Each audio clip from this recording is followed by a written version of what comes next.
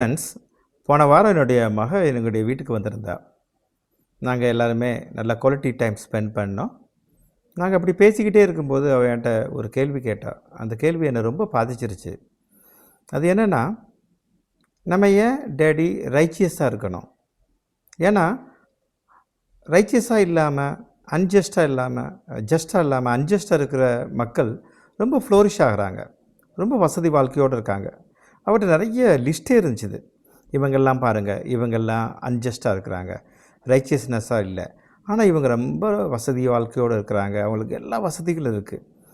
அப்போது அவளுக்கு நான் எக்ஸ்பிளைன் பண்ண முயற்சி பண்ணேன். அந்த ஒரு விஷயத்தை தான் உங்களோட நான் இப்போது பேச ஆசைப்பட்றேன். சில எக்ஸாம்பிள் சொன்னேன். என்னென்னா, நான் சின்ன பிள்ளையாக இருக்கும்போது எங்கள் வயலில் போய் உட்காந்துருப்போம். அப்போ களை எடுப்பாங்க, பெண்கள் களை எடுப்பாங்க நெல் வயலில். அவங்க களை எடுக்கும்போது அவங்க எப்படி கண்டுபிடிக்கிறாங்க களையை அப்படின்னு நான் கேட்பேன். அப்போ நான் போயிட்டு ஒரு அம்மாட்ட கேட்டேன், அம்மா எப்படி கண்டுபிடிக்கிறீங்க? எனக்கெல்லாம் எல்லாமே க்ரீனாக தான் தருது. How to identify the weeds? அப்போ அவங்க சொன்னாங்க, இங்கே வா, இந்த பாரு, இந்த நெல்லோடு ஒட்டிக்கிட்டு வளர்றது பாரு களை, இந்த களை ரொம்ப செழிப்பாக இருக்கும். களை ரொம்ப செழிப்பாக இருக்கும். நெல் அந்த பயிர் அவ்வளோ செழிப்பாக இருக்காது. இந்த பார்க்கும்போது ரொம்ப தளதளன்னு இருக்கும். அதை உடனே நாங்கள் பிடுங்கிடுவோம். கண்டிப்பாக 100% அது களையாக தான் இருக்கும். அதை என்ன பண்ணுவோம், தூர எரிஞ்சிருவோம். அப்புறம் அதை தீ வச்சு கொளுத்திடுவோன்னு சொன்னாங்க. எனக்கு உடனே பைபிளில் இருந்த ஒரு வார்த்தை எனக்கு நினைவுக்கு வந்துச்சு. ஒரு வசனம், மத்தேயு 13ஆம் அதிகாரம் 30ஆம் வசனம். அதில் அழகாக டிஸ்கிரைப் பண்ணியிருக்காங்க. வீட்ஸை வீட் வயலிருந்து செப்பரேட் பண்ணி ஃபயரில் போட்டுருவாங்க அப்படின்னு அதில் எழுதியிருக்கு. சரியா? அதாவது களைகளை பிடுங்கி தூர எரிந்து போடுவார்கள் அப்படின்னு அதில் எழுதியிருக்கு. அப்போது அதை அவளுக்கு நான் சொன்னேன். இன்னொரு விஷயத்த சொன்னேன். நான் உங்களுக்கு எல்லோரும் தெரியும், நான் பொலிட்டிக்கல் சயின்ஸு டீச்சர் அப்படின்னு. அப்போது அதில் பொலிட்டிக்கல் சயின்ஸ் புக்கில் பிளாட்டோவை பற்றி எழுதியிருக்கு. சாக்ரட்டிஸ், பிளாட்டோ உங்களுக்கு எல்லாத்துக்கும் தெரிஞ்சிருக்கும். அவர் ரொம்ப பெரிய genius philosopher.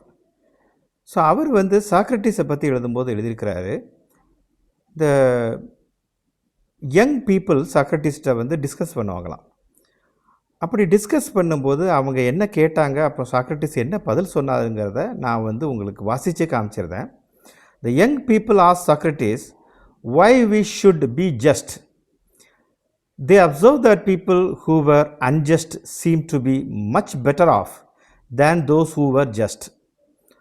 Those who twisted rules to serve their interests, avoided paying taxes, and were willing to lie and be deceitful were often more successful than those who were truthful and just.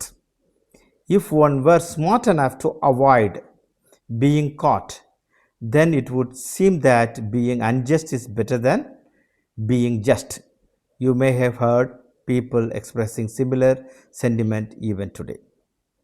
Socrates reminds these young people that if everyone were to be unjust, if everyone manipulated rules and suit their own interest, no one could be sure of benefiting from injustice. Nobody would be secure, and this was likely to harm all of them. Hence, it is in our own long-term interest to obey the law and be just. Socrates clarified that we need to understand clearly that what justice means in order to figure out why it is important to be just. So இதையுமே நான் அவளுக்கு வாசித்து காமிச்சேன். இது political science புக்கில் இருக்குது, 11th political science புக்கில் இருக்குது. சாக்ரட்டிஸை பற்றி பிளாட்டோ எழுதுனது. ஸோ எல்லாருமே அன்ஜஸ்டாக இருந்தால், எல்லாருமே ரைச்சியஸ் இல்லாமல் இருந்தால் என்ன ஆகும்? யாருமே இந்த உலகத்தில் வாழ முடியாது. ஸோ நம்ம நல்லா வாழணும்னா நம்ம என்ன இருக்கணும்? ரைச்சியஸாக இருக்கணும். யோசித்து பாருங்கள், ஒரு ரோட்டில் ஒரு ஜங்ஷன் இருக்குது, அதில் ரெட் லைட் வேலை செய்யலைன்னு வச்சுக்கோங்களேன். யாருமே நிற்காமல் எல்லாருமே ரூல்ஸ் ஃபாலோ பண்ணாமல் இருந்தாங்கன்னா ஆக்சிடெண்ட் தான் நடக்கும். அந்த ஆக்சிடெண்ட் உங்களுக்கும் நடக்கலாம். ஸோ லாங் டேர்ம் இன்ட்ரெஸ்ட், நீங்கள் நல்லா இருக்கணும்னு ஆசைப்பட்டீங்கன்னா நீங்கள் ரைச்சியஸாக இருக்கணும். அப்படி எல்லாருமே நினச்சி நம்ம வாழ்ந்தோம்னா இந்த உலகம் ரொம்ப நல்லாயிருக்கும். ரைச்சியஸாக வாழ விரும்புங்க அண்ட் ஆசைப்படுங்க. தேங்க்யூ.